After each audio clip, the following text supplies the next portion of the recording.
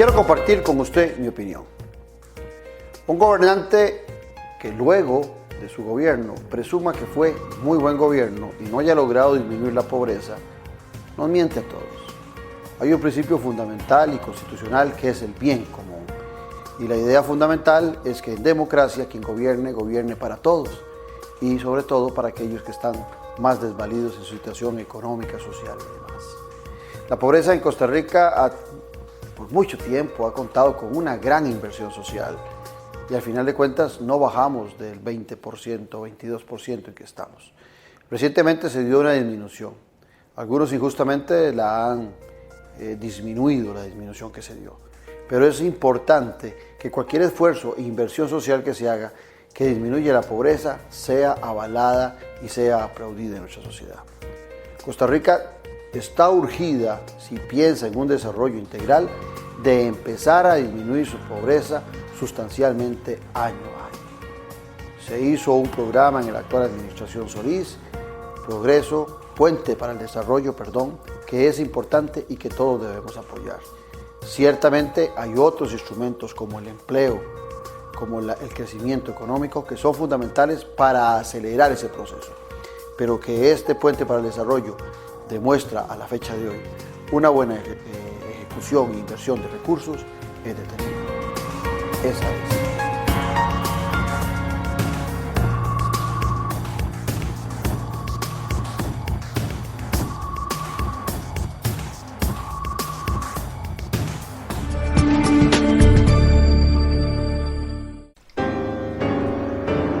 ¿Seguís viviendo de arrimado?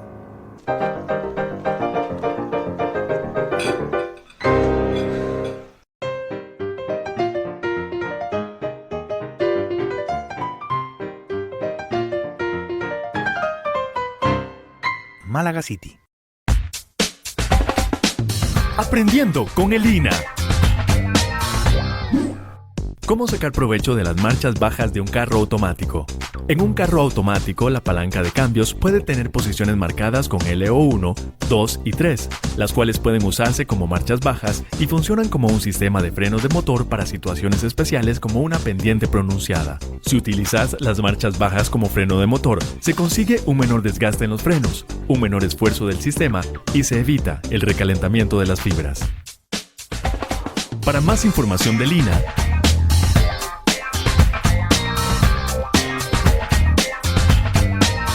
Aprendiendo con el INA. El Gobierno de la República fortalecen e impulsan los acueductos comunales mediante la Política Nacional de Asadas para garantizar el acceso al agua potable y el saneamiento como derecho humano fundamental. Costa Rica alcanzó una cobertura de abastecimiento en más de un 95% entre los diferentes operadores. Con su labor voluntaria, las asadas llevan agua a un 25% de los habitantes. Por el bien común, fortalecemos la democracia con la participación ciudadana. El agua es vida. Cuidémosla.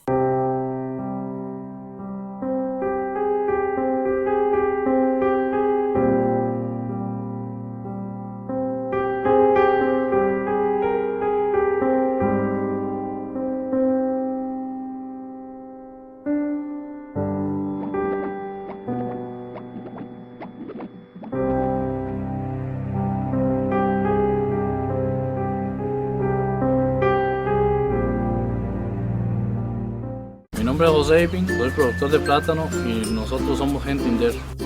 En nuestro territorio Hancha, Nicoya, Nanda, Yure, somos gente INDER. Yo soy Hortensia y en el CEPROMA de las Nubes somos gente INDER. En la escuela Los Geranios somos gente INDER. El asentamiento del Pilón de Bijagua somos gente INDER. En Copeparrita Tropical somos gente INDER. Los que trabajamos en Ostras Azopé somos gente INDER.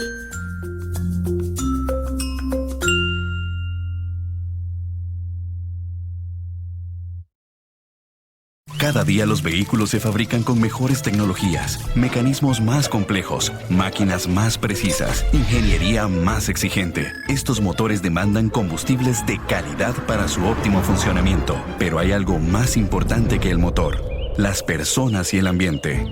Costa Rica cumple normas muy exigentes para garantizar la calidad de los combustibles, con el compromiso de controlar las emisiones por un aire más limpio. Seguridad energética para Costa Rica. Café y Palabras, porque la política sí importa.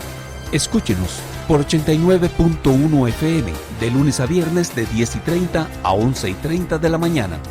Café y Palabras, charlas de café con los politólogos Claudio Alpizar y Randall Arias, quienes con sus invitados y contertulios la involucran en el acontecer en el día a día de la sociopolítica nacional. Café y Palabras, porque la política sí importa. Por 89.1 FM, La Superestación, un programa con aroma de café y con sabor a gente.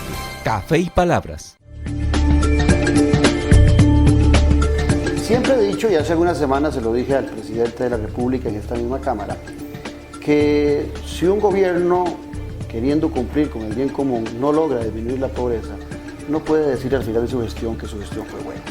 Hoy hemos invitado a la vicepresidenta de la República, Ana Elena Chacón Echeverría, que ha sido la encargada de esto que se ha llamado Puente para el Desarrollo y que ha demostrado en los últimos meses una disminución de la pobreza. Señora vicepresidenta, un placer tenerla aquí en Noches sin Tregua. Gracias, el placer es mío de estar acá, sobre todo conversando un tema que nos convoca tanto a ambos, importante para quienes creemos que debemos vivir en una mejor sociedad, totalmente el tema de la disminución de la pobreza. Totalmente de acuerdo. Le invito a brindar por nosotros, por Costa Rica y por Televidentes. Salud. Salud.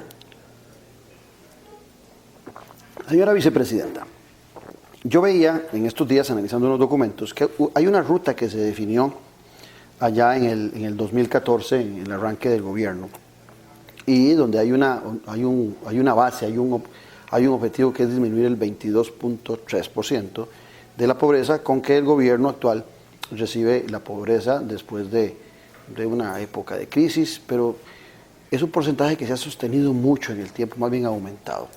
¿Cuál fue la hoja de ruta que se trazó el gobierno y que ahora, en estos días, en el mes de octubre, nos dio la sorpresa de que disminuía? ¿Cuál es la ruta que se traza para esa disminución de la pobreza? Lo primero que hicimos fue crear el Consejo Presidencial Social. Era un ente, un órgano colegiado, dirigido por mi persona, en donde lo que necesitábamos era hacer sinergias y entender que la pobreza no la debe atender una única institución, como es el IMAS. Es decir, que la pobreza tiene tantas causales como instituciones que habían y que íbamos a comprender que estos 4 años de la administración Solís Rivera era difícil contar con más recursos, todavía estamos en esa discusión, no queríamos abrir un solo programa nuevo, pero queríamos hacer con lo que tuviésemos una articulación de esfuerzos para llegar a atender la pobreza extrema. Al crear el Consejo Presidencial Social, que se crea por decreto ejecutivo y que hoy en día se sientan alrededor de 33 instituciones, también de los 3 poderes de la República, porque me ha resultado grato que señoras magistradas quieran llegar al Consejo Social, porque al final yo siempre les digo, al Poder Judicial les llega ese engranaje de fallo de la sociedad costarricense que hay que judicializar las situaciones.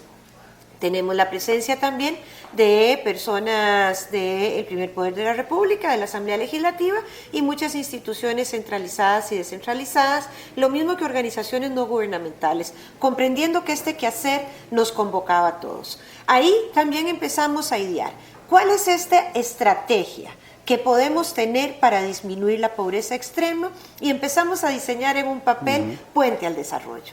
Puente al Desarrollo sale un tiempo después, ya en el año 2015, como un decreto ejecutivo en donde nos visualizamos alrededor de 12 instituciones que vamos a atender a las familias bajo un paradigma absolutamente diferente.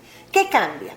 Cambia que ya las personas no tienen que ir a las instituciones, sino que son las instituciones las que buscan a las personas, basadas en evidencia científica, basadas en un mapa social que lo hicimos con toda la información de la encuesta de hogares y el censo nacional que teníamos en un teléfono inteligente que podemos ver por unidad estadística mínima cómo están las condiciones de esa familia.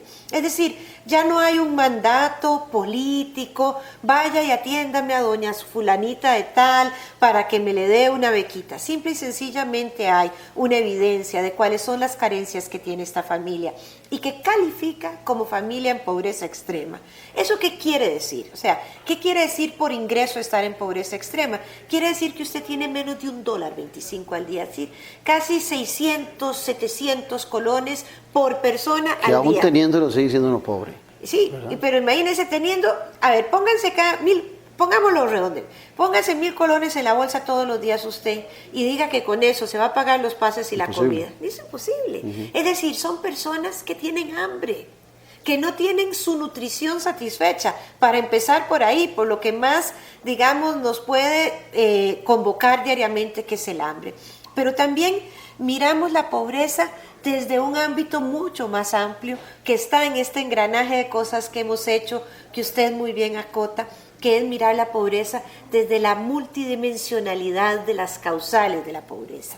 Es decir, seguimos midiendo por ingreso, que es la medición estándar, tradicional, pero le agregamos una nueva medición, que es la multidimensional. Que se usa mucho a nivel internacional en los organismos para ver también las calidades de cada sociedad. Así es. Y nosotros como país lo adoptamos en julio. Yo voy y me capacito en esto en julio del 2014 y ya para la primera encuesta de hogares del año 2015 logramos la medición multidimensional. Y hemos tenido por parte de la Universidad de Oxford, que es quien ha implementado esta herramienta, un reconocimiento importante diciéndonos que fuimos el país en implementarlo de forma más rápida. Hay otros países que han durado 3 y 4 años, pero como nosotros sabemos que los periodos constitucionales son cortos y que el tiempo apremia y que hay que hacer las cosas con mucha agilidad, realmente lo hicimos. Pero así. también nos ayudó en ese proceso la institucionalidad nuestra. Me imagino que también la institucionalidad nuestra, con todos los defectos que muchas veces llamamos la atención sobre esos, tiene una preocupación, o hay varios programas que seguramente están desarticulados, pero que también tenían objetivos muy claros como para poderlos articular y lograr ese objetivo en común. Por supuesto, lo que nosotros hicimos, repito, fue no crear un solo programa nuevo, sino que usar la institucionalidad, entendiendo que no son feudos aparte, ¿verdad? Porque estas islas, que eran las instituciones, una familia pobre, hagamos un retrato, en condición de pobreza, tiene que tocar la puerta de FONAVE para decir, denle una beca a mi hijo. Tiene que tocar la puerta de Avancemos para decirle, denle una beca a mi chico adolescente. Tienen que ir al INA porque también quieren saber si pueden estudiar una carrera técnica. Tienen que ir al INAMU para algunos cursos de formación humana o FOMujer, las mujeres que son cabeza de hogar. Porque también, Claudio, hay que tener muy claro que el rostro de la pobreza es un rostro femenino, ¿verdad? El 80% de las familias puente son jefeados por mujeres y ahí hay que tomar acciones afirmativas para entender que los hombres y las mujeres no nos hemos desarrollado en esta sociedad con las mismas oportunidades. Si hubiéramos ido con las mismas oportunidades, tendríamos quizás un 50-50. En este momento estamos teniendo un 80-20 de familias que son jefeadas por las mujeres. ¿Cuál es la diferencia? Hoy, este trabajador social llega a la casa y hace un plan familiar. En ese plan familiar mira cuáles son las carencias y esas carencias entonces son remitidas a las instituciones que pueden solventarlas. Esto no es un asistencialismo, que eso ha sido, y aprovecho aquí tus cámaras para explicar, asistencialismo es ir y dejar un cheque y no estar mirando cuál es la movilidad social de esa familia.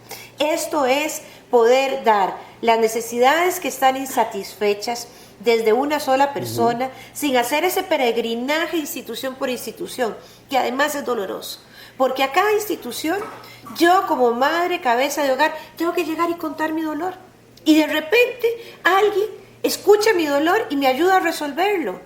¡Qué tremendo! Hoy un solo trabajador social en estos 12 protocolos que tenemos con 12 instituciones diferentes lo refiere.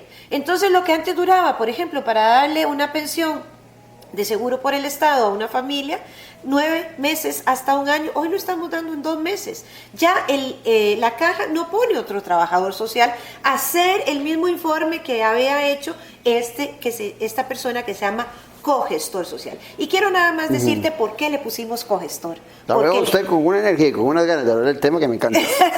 Porque el gestor del propio desarrollo es la familia. Nosotros solo damos los instrumentos, las herramientas para que naden solos en el sistema, para que algún día no vuelvan a tocar las puertas del INMAS o de cualquier otra institución, porque son lo suficientemente autónomos.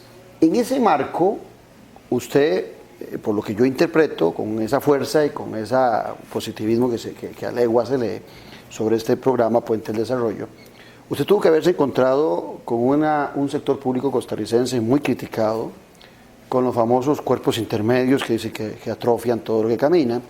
¿Padeció usted esas circunstancias en este proceso donde usted involucra instituciones autónomas, ministerios, que no es fácil la tarea, ¿verdad?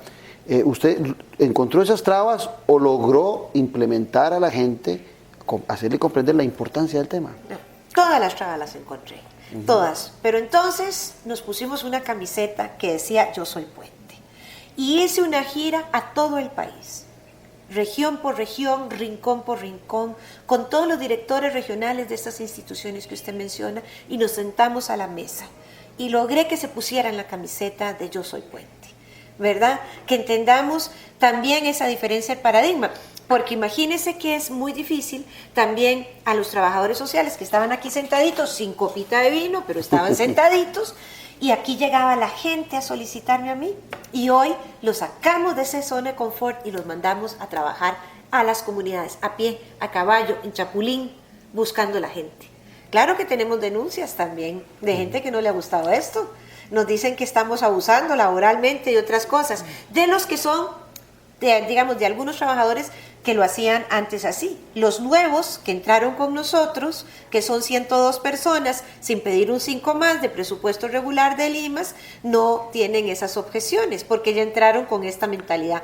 Pero además le hemos dado muchísima capacitación. ¿Qué pasa con un cogestor que llega a una casa, por ejemplo, y se encuentra con una madre que le dice, mi hijo está en drogas, es adicto? ¿Qué hace con él? Hoy tenemos un protocolo con el IAFA para un tratamiento inmediato, para lograr realmente remitir a esta gente a los servicios. Es un cara a cara. Es un cara a cara. Pero además los cogestores se enamoran un poco también de las familias, porque van viendo cómo van surgiendo. Esto tiene una filosofía de derechos humanos con un eje transversal de género, pero tiene también impregnado la movilidad social.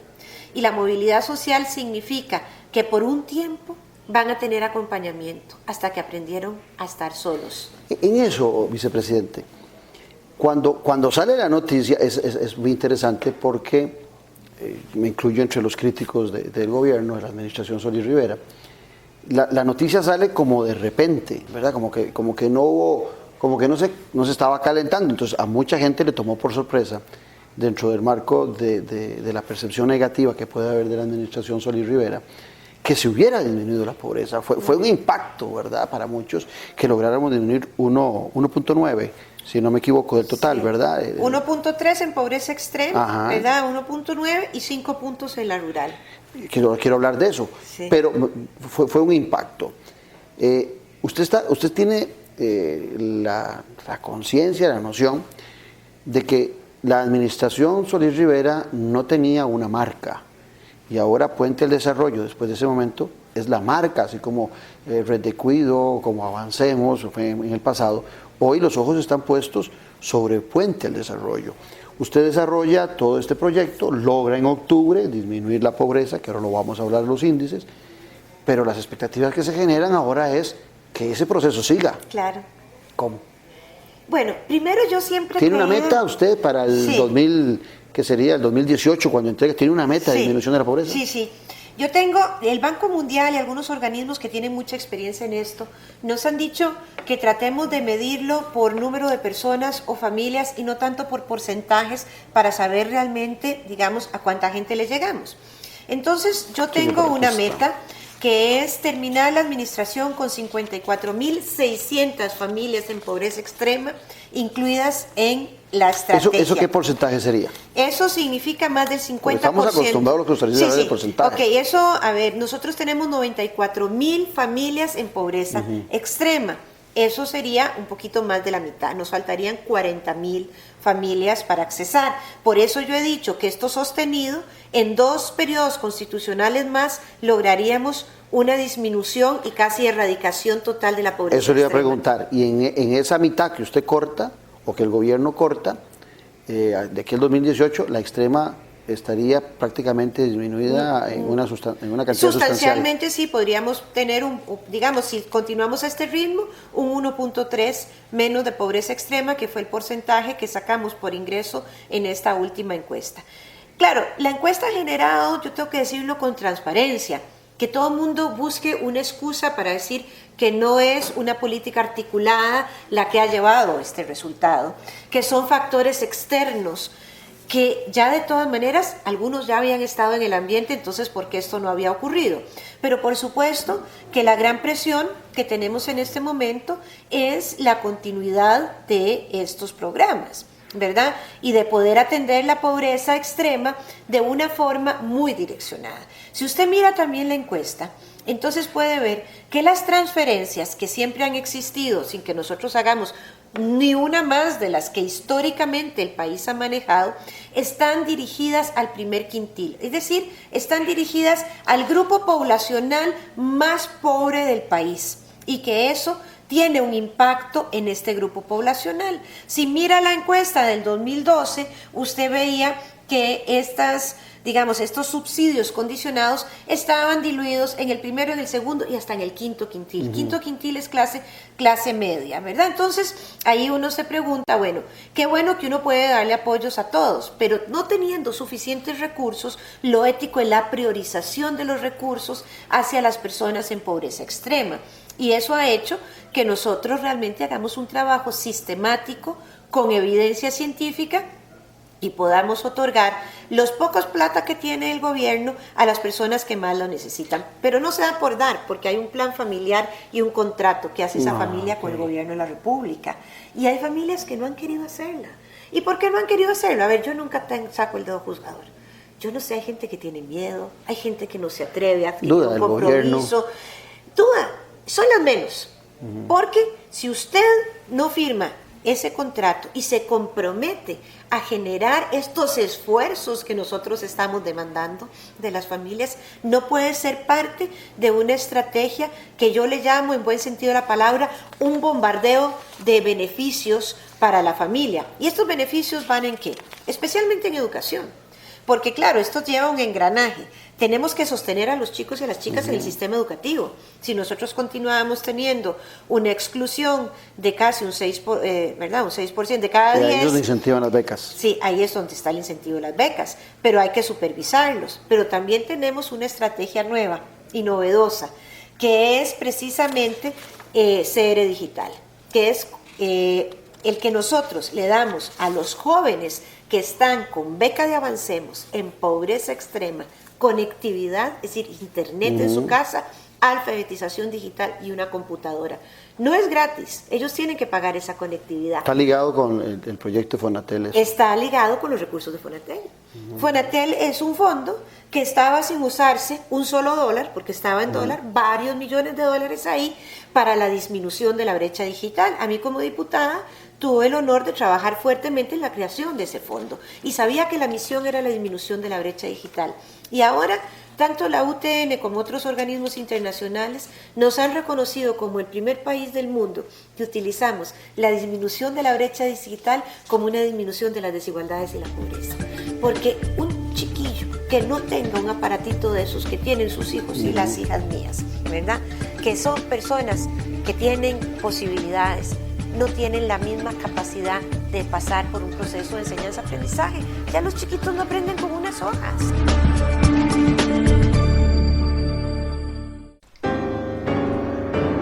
¿Seguís viviendo de arrimado?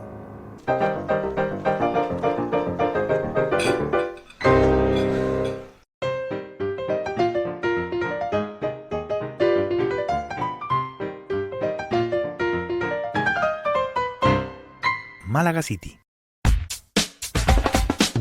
Aprendiendo con el INA. ¿Cómo sacar provecho de las marchas bajas de un carro automático? En un carro automático, la palanca de cambios puede tener posiciones marcadas con LO1, 2 y 3, las cuales pueden usarse como marchas bajas y funcionan como un sistema de frenos de motor para situaciones especiales como una pendiente pronunciada. Si utilizas las marchas bajas como freno de motor, se consigue un menor desgaste en los frenos, un menor esfuerzo del sistema y se evita el recalentamiento de las fibras. Para más información del INA,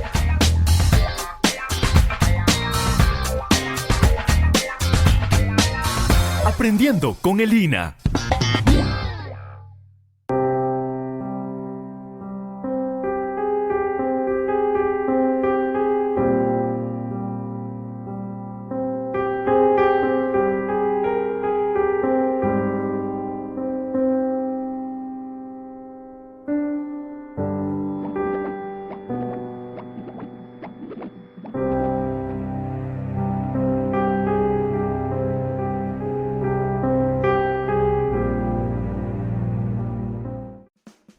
Restaurante Domenico, un ambiente casual y distinguido que le ofrece las especialidades de la gastronomía italiana clásica y contemporánea, con variedad de ensaladas, carnes y pescados, así como deliciosas pastas frescas hechas en casa y un amplio surtido de pizzas, postres y los especiales del chef. Contamos con un área privada para sus eventos y reuniones. Tenemos amplia zona de parqueo. Le esperamos todos los días de la semana a partir del mediodía. Visítenos en Plaza Antares, frente a la Rotonda de la Bandera. Fabrican con mejores tecnologías, mecanismos más complejos, máquinas más precisas, ingeniería más exigente. Estos motores demandan combustibles de calidad para su óptimo funcionamiento. Pero hay algo más importante que el motor: las personas y el ambiente. Costa Rica cumple normas muy exigentes para garantizar la calidad de los combustibles, con el compromiso de controlar las emisiones por un aire más limpio. Seguridad energética para Costa Rica.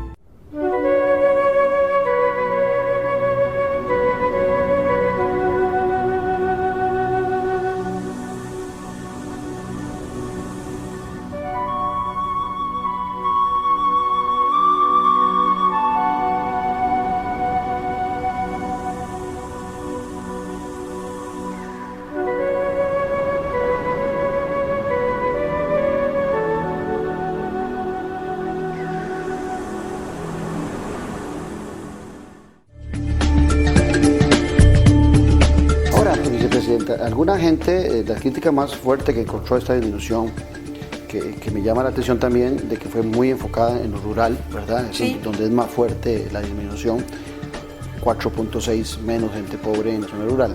La gran crítica que le hace es que dice que es con asistencialismo, ¿verdad? Sí. Y ciertamente el empleo es un promotor fuerte de la disminución de la pobreza. En este trabajo que usted viene haciendo, inclusive no veo si está el Ministerio de Trabajo y Seguridad Social, pero no veo al Ministerio de, qué sé yo, de Comercio, de Economía, porque también sería, o es muy importante, incluir ese otro factor que es el empleo. Por supuesto. ¿Lo tienen en sus planes, en este desarrollo? Absolutamente. A ver, nadie sale de la pobreza si no tiene un buen empleo, ¿verdad? Hay varias causas. Primero, la población urbana, que porcentualmente disminuye más, no es una concentración poblacional tan alta, perdón, la rural no es tan alta como la urbana, ¿verdad? Entonces ahí hay una disminución. Hay una disminución también en dos zonas importantes. Uno de ellas es la Chorotega, donde hay una cantidad de turismo importante que genera empleo. Claro. Además de eso, nosotros podemos mirar que la población en pobreza extrema también está empezando a tener mayor posibilidad de adquirir, digamos, sus bienes básicos. Sin embargo, a ver, veamos el empleo. Si no hacemos estrategias de retención estudiantil, no hay competitividad. Si no hacemos también muchas estrategias que hacemos con el MEC, por ejemplo, la enseñanza del inglés desde la primaria, un chiquillo que sale tercer año y masculla inglés, se la juega. Pero un chiquillo que no sabe inglés, no se la juega tanto. Entonces, este es como el engranaje que venimos haciendo para obtener empleo formal. Pero hay un tema fundamental, y es que en el índice de pobreza multidimensional miramos un indicador que se llama fuera del mercado laboral formal por razones de cuidado. ¿Sabe quiénes están ahí? 99.9 son las mujeres. Entonces, no solo hay que ver la generación de empleo, hay que mirar las posibilidades de integrarse en este mercado laboral cuando tenemos una infraestructura y una corresponsabilidad social del cuidado para que las mujeres podamos salir a trabajar. Pero cuando uno revisa los índices de desempleo de la actual administración, no encuentra una disminución que pudiera ayudar. Sí hay una disminución. Porque se habla de que hay gente de que sale y que deja de buscar trabajo y entonces eso ayuda a que aparezca una disminución. En esta encuesta viene una disminución en las poblaciones de pobreza, una disminución del empleo. Todavía no es para lanzar las campanas al aire, pero sí hay una disminución. Pero veamos a ver, tenemos varias estrategias con el Ministerio de Trabajo. Una es Empleate Inclusivo, para la contratación de una población que a mí me convoca mucho en mi vida, que es la población con discapacidad, que tiene un 67% de su PEA desempleada. Pero yo le quiero decir, Claudio, cuando yo iniciaba estos procesos hace ya casi 30 años, era un 97% de lo que había de la población con discapacidad desempleada. Es decir, la hemos bajado en 20 puntos, pero sí, 67 es Sí, inaceptable. alta. Entonces, empleate inclusivo. Está mi primer empleo. Mi primer empleo también genera la posibilidad de empleo joven. Y también en Empléate tenemos la posibilidad de hacer acciones afirmativas a mujeres, a jóvenes y a personas con discapacidad. Ahí nosotros lo que hacemos también es hacer ferias de empleo con población puente. La población puente tiene una escolaridad baja. Si tuviera mayor escolaridad, no sería población de pobreza extrema. Un muchacho, una muchacha, que termine la educación secundaria en una familia que está en pobreza extrema, el estadio socioeconómico de esa familia varía. Inmediatamente varía, porque tiene posibilidades, con solo uno que haya terminado la educación secundaria, tiene posibilidades de llegar a una mejor calidad de empleo, que es lo que buscamos, que es el empleo formal. La informalidad realmente lo que nos hace es encontrar en este engranaje también que estamos haciendo la cantidad de adultos mayores que encontramos en pobreza extrema, que nunca han estado de brazos cruzados, pero que han estado en labores y de la informalidad, que están en pobreza extrema porque no cotizaron. Entonces ahí esa parte es importante. El empleo lo estamos trabajando fuertemente. Vea, por ejemplo, en la región Chorotega hicimos una alianza público-privada. Encuestamos 100 y pico de empresas, empresas agrícolas, empresas de servicios, empresas turísticas. Miramos cuáles eran las necesidades de mano de obra de contratación inmediata que tenían estas empresas, muchas de ellas, digamos, en técnicos, porque estamos buscando también, o sea, si es que te debo un ingeniero en informática, ¿verdad? No es en el corto plazo. ¿Qué podemos formar en el mediano plazo o corto plazo que pueda entrar al mercado laboral formal?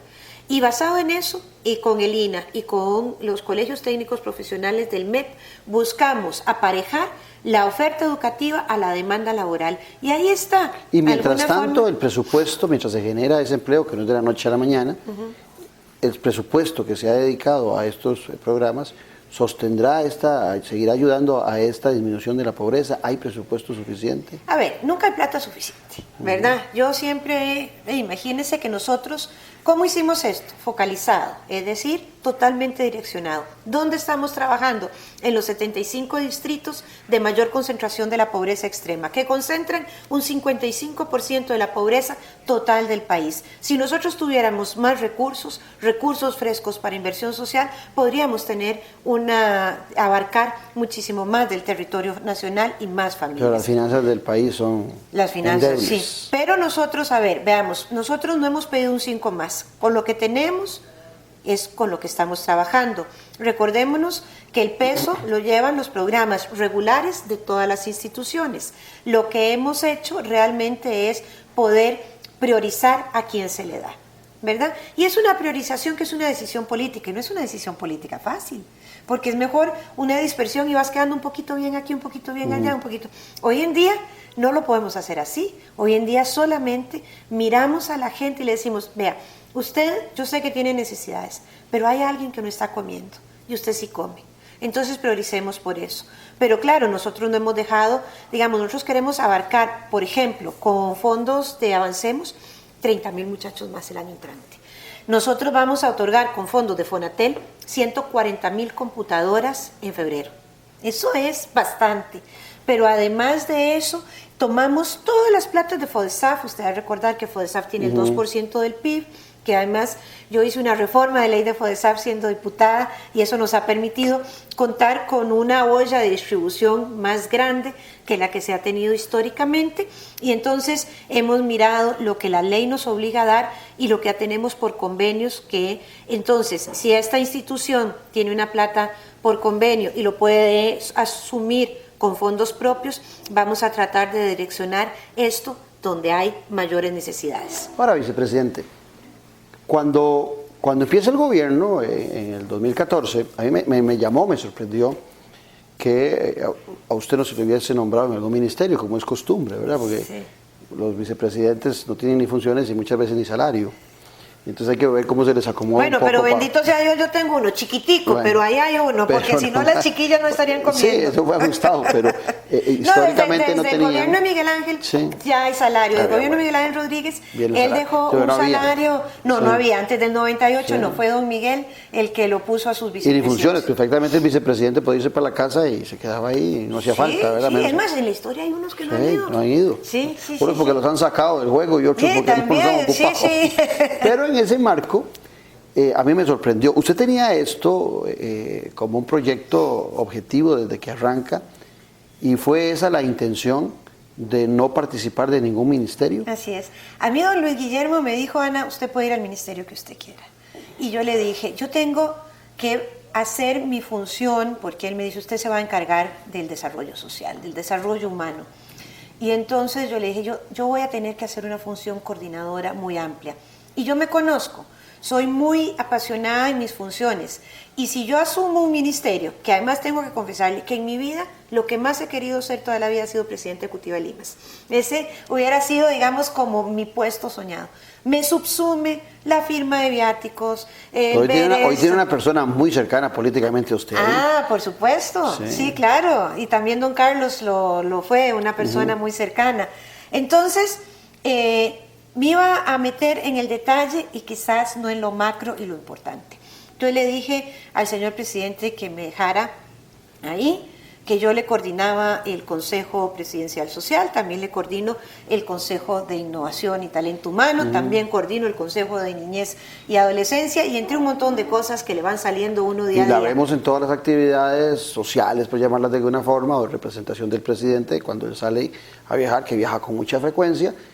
Es a usted la que le toca la mayoría de las veces. No siempre, nos deja una vez a don Helio y otra vez a mí, ¿verdad? Yo la he visto más a usted bueno, será porque yo voy, coincidimos, seguro es donde hay buen vino, entonces ahí nos convoca a los dos.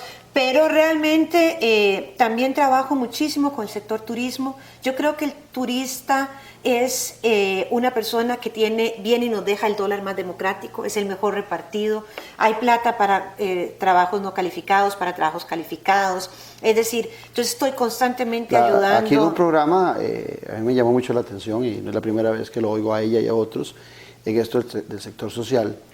He oído en muchas ocasiones la directora de CONAPAN dándole las gracias directamente a la señora vicepresidenta. ¿No cree usted eso que en algún momento pueda provocar algunos celos que un proyecto vaya caminando también a lo interno de un gabinete?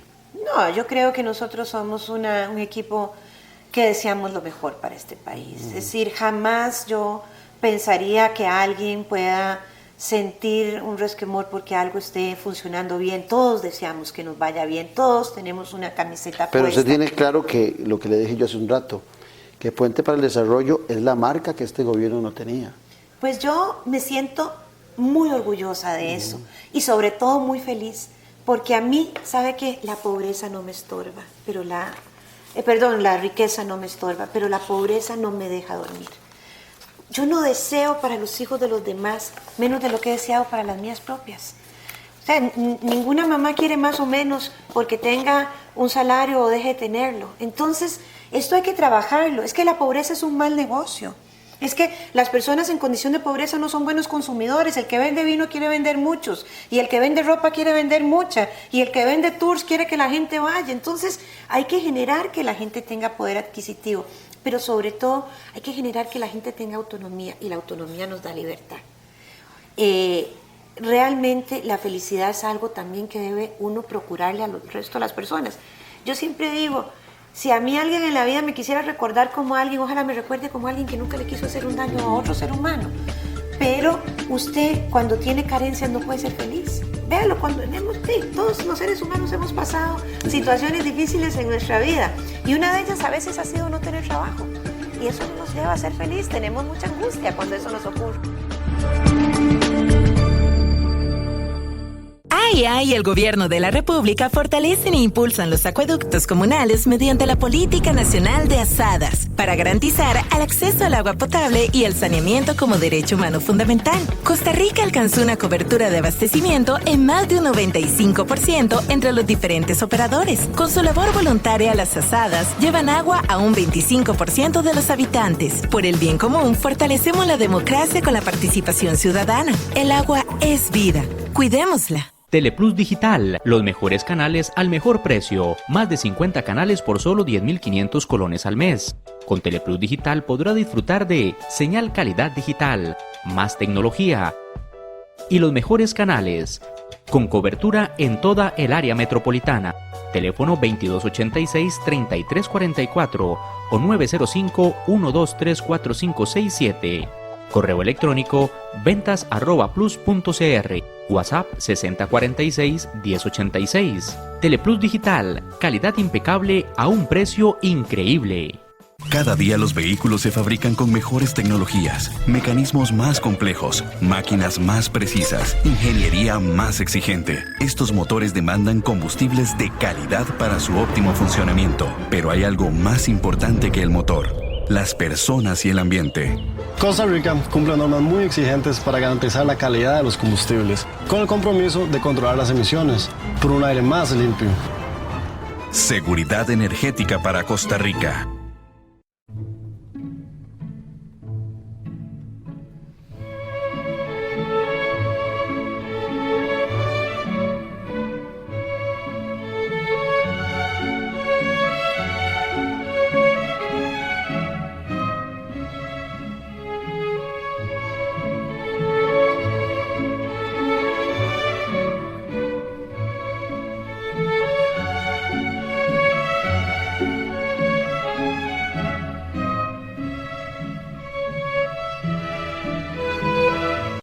Somos Coparroz RL. Somos una cooperativa de arroceros que ayuda a micro y pequeños productores de arroz del Pacífico Central. Gracias al apoyo que nos ha dado el INDER, hemos desarrollado grandes proyectos sociales que ha beneficiado a cientos de familias de la zona del Pacífico Central, desde Parrita hasta lo que es Dominical, en beneficio del desarrollo social de las familias cooperativistas. En Coparroz somos gente INDER.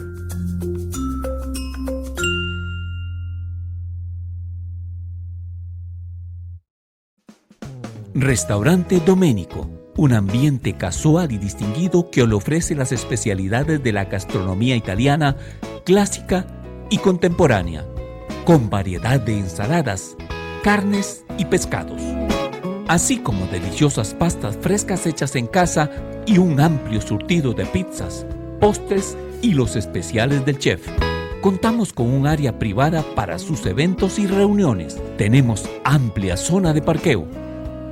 Le esperamos todos los días de la semana a partir del mediodía. Visítenos en Plaza Antares, frente a la Rotonda de la Bandera.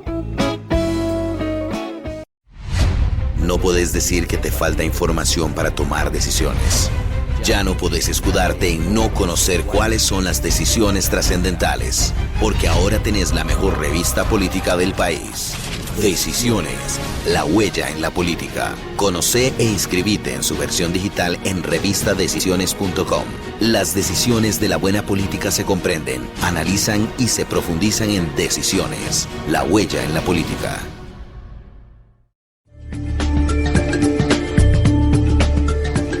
Cuando usted es nombrada vicepresidenta de la República fue una sorpresa para muchos, porque usted no era PAC, no diría alguna gente. Hoy la encontramos en el Partido Acción Ciudadana. Le costó incorporarse a ese equipo. Bueno, era digamos, multipartidario ese equipo, pero le ha costado la aceptación a lo interno del Partido Acción Ciudadana. Con alguna gente, ¿verdad? Hay algunos reclamos. Sobre todo el primer año habían reclamos. Y había un reclamo complicado que era de Luis Guillermo. No había mujeres PAC, ¿verdad? Y una mujer TLC ahí metida. Ese era otro tema, claro. Que inclusive al mismo fundador del partido, don Otón Solís, le molestaba mucho ver gente pro TLC ahí. Bueno, a don Otón le sigue molestando, pero digamos... ¿La presencia suya? Pues me imagino, realmente no sé, yo le tengo un gran respeto, él es un diputado de la República, pero el candidato era Luis Guillermo, y él vino y me buscó, y él me escogió a mí como su compañera de fórmula. Cuando Luis Guillermo tenía un 3% de apoyo popular, porque entonces mucha gente también me dijo, ay, que usted siempre cae bien parada. A ver, ¿qué había de seguro cuando yo acepté más que éramos el partido y el candidato que íbamos en último lugar? Sin un 5, 0 apoyo, Liberación iba a ser realmente de nuevo gobierno, o sea, tenía un 30 y pico de apoyo en ese momento. Él y yo construimos, yo le estoy muy agradecida al señor presidente, le he pagado con mi lealtad y mi trabajo todos los días, y lo digo una y otra vez, yo me voy el 8 de mayo del 2018 con el señor presidente, quien fue quien me pidió que lo acompañara en esta aventura, que no ha estado exenta de dolor, pero también ha tenido satisfacciones. Y después del 2018, ¿se imagina usted todavía siguiendo en la política nacional? No lo tengo planificado en este momento, realmente. Pero no. tampoco lo tiene descartado. No, tampoco. A ver, ¿cómo va a decir uno que va a dejar de hacer algo que le apasiona en la vida? A mí la función pública me ha apasionado. Pienso que es el lugar donde uno puede hacer una incidencia macro. Sin embargo, no tengo ningún plan. Creo que el 9 de mayo voy a ir a buscar un trabajo, como hacemos las personas que nos quedamos desempleadas. Además, yo soy madre jefa de hogar, yo necesito trabajar, mis hijas y yo vivimos de lo que yo produzco. Bueno, ahora Marisa es periodista ya y ahí, pero tampoco estamos como para que sea ella la que nos mantenga entonces a Carolina y a mí. Y a mí el apoyo y la función pública sí ha sido un tema que me ha gustado. Para la familia Chacón Echeverría normalmente se le ha considerado como social cristiana, pero ahora uno encuentra a su hija, ahora que usted la nombra, como presidente de la juventud en el partido Acción Ciudadana. Entonces parece que habrá Chacón para rato en un partido que no fue el que los vio nacer, por lo menos a usted, a su hija. Digamos, mi hija ha sido pues mucho más independiente en ese sentido. A mí me parece que si algo no se enorgullece de los hijos es saber que construyó buenos seres humanos. Es decir, no seres pasivos ante el dolor, la indiferencia. Marisa es una mujer que le preocupa los demás y por supuesto es una mujer luchadora de los derechos humanos. Pero el hecho que ella esté como presidenta del partido, aunque yo no puedo hablar mucho de esto porque tengo prohibición política, lo único que dice es que ella tiene vida propia y eso yo siempre lo he querido diferenciar. Ella no es la presidenta del partido, la hija de la vicepresidenta. Ella es una mujer autónoma, es una adulta y toma sus propias decisiones. Yo también he tomado mis propias decisiones. Lo que nos ampara en estas 3 generaciones de decisiones es que priva el respeto y priva la honestidad. Eso lo tenemos como un sello absoluto en la familia. Nos sentimos honrados de haber servido en la función pública. Mi padre como diputado y como ministro, yo como viceministra, diputada, ahora vicepresidenta y también fui directora de un programa importantísimo que fue el Triángulo de Solidaridad y también fui presidenta del Consejo Nacional de Rehabilitación. O sea, tengo muchos años de estar siempre con este sello de tratar de hacer las cosas en la búsqueda del bien común y con las manos limpias. Pero usted sabe que la política son percepciones. Ver a su hija en la juventud del Partido de Acción Ciudadana, verla a usted dirigiendo lo que yo llamo la marca del gobierno de Guillermo Solís hoy, Puente para el Desarrollo, y haciéndolo con resultados que demuestran que va siendo exitoso. ¿No cree usted que alguna gente pueda empezar a definirla a usted como ya lo hacen, como una posible candidata a la presidencia de la República? Sí, pero los que lo hacen están equivocados, digamos. Yo no es mi aspiración, no puedo limitar tampoco el crecimiento personal de mi hija y por ende creo que es una percepción, como lo dice usted, pero yo cuento mi verdad y mi verdad individual y es: yo no voy a ser candidata a la presidencia. ¿No le ilusiona? No nací con esa espina. Me gustaría ser presidenta ejecutiva de Limas en algún momento de mi vida. No, le digo porque cuando uno, y yo hace 2 días escribía algo alrededor de eso, me parece que cuando la gestión va bien, las percepciones generales, analistas y ciudadanos en general, empezamos a buscar los candidatos de los diferentes partidos políticos. Y ya en algunos escenarios se oye la posibilidad del nombre suyo por gestión, por reconocimiento ciudadano. Y en ese espacio yo tengo la inquietud y me gusta preguntarla. Y usted antes me dice que el 2018 se acaba porque no le cierra las puertas a la política. No, porque yo no le cierro la puerta a seguir siendo Ana Elena, una mujer que quiere aportar. Pero no necesariamente desde la presidencia de la República. Usted sabe que hay gente, usted le pregunta a muchos presidentes que han pasado y le dicen: cuando yo estaba en la escuela yo quería ser presidente. Yo no nací con esa inquietud. Yo nunca me he planteado eso para mi vida. Creo que soy La mayoría de los que llegan no se lo han planteado, son pocos los que llegan. Pero no se lo bueno, han planteado. digamos, a mí sí me ha gustado mucho el poder apoyar, pero no me he planteado nunca hacerlo desde la Presidencia de la República. Y no es un temor a un rechazo a lo interno del PAC, porque uno no se le imagina a usted regresando a la Unidad Social Cristiana. No, yo creo que ya, digamos, ya pasé por la prueba de fuego, ¿verdad? Yo fui la candidata a vicepresidenta más vapuleada por las redes sociales. Realmente, a uno le corre sangre por las venas, ¿verdad? Era duro abrir esas redes sociales y ver los adjetivos que decían sobre mi persona. Sin embargo, hay que continuar. Es más, hablaban tan feo que yo decía, esa no soy yo. No creo que estén hablando de mí, no me identificaba con ese personaje que bueno, ustedes tienen esa bendita desgracia, ¿verdad? De que en muchas ocasiones se dicen cosas de una forma irresponsable y sin consecuencias. Ahora bien, independientemente de Daniela Chacón, también se complica en ocasiones ver de nuevo a una mujer en la presidencia de la República. Alguna gente, injustamente, después de la administración de la presidenta Laura Chinchilla, ha querido castigar a todas las mujeres dentro del marco de la posibilidad que ejerzan en la política y sobre todo en el primer poder de la República. ¿Qué opina usted al respecto? No, yo creo que han habido buenos y malos presidentes, hombres y mujeres. Ya estaríamos vetados hace tiempo. Sí, entonces habría que ir a buscar, digamos, otro género. Ahora que hay tantos géneros. Sí, podemos ir, ¿verdad? Entre tanta L y cosas que además usted sabe que los respeto y los defiendo profundamente. La diversidad sexual, la dignidad la tenemos solo por el hecho de ser seres Fue idea humanos. suya la bandera en los inicios, porque eso fue toda una discusión también, ¿verdad? Claro. ¿Quién se le había ocurrido la bandera? No, fue idea mía y de doña Alejandra Mora. Realmente.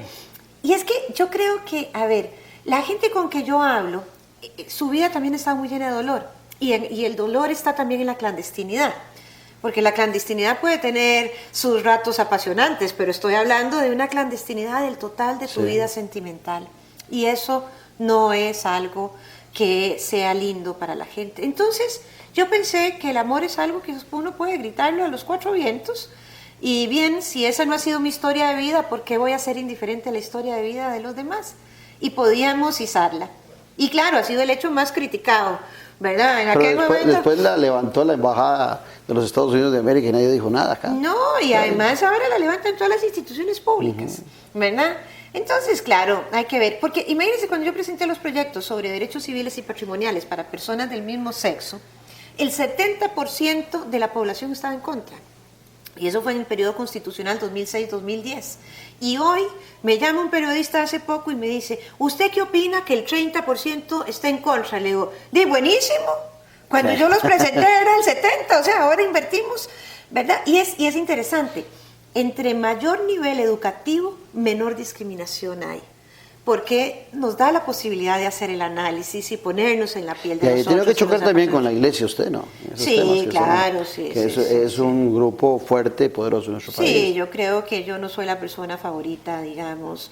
Sin embargo, yo sostengo la doctrina social de la iglesia, del bien común y la justicia social. Lo que pasa es que yo no creo en las jerarquías eclesiásticas en donde las mujeres tenemos un lugar y los hombres tienen otro, y en donde hay, digamos, el divorcio es ahora algo... tiene un padrino que es el Papa Francisco en esos temas. Sí, y además yo creo en el Estado laico, y el Papa también, pero aquí no creen en el Estado laico, alguna gente. Entonces, porque yo creo que la democracia se sustenta en más democracia, y todas las religiones deberían de tener el mismo lugar constitucional.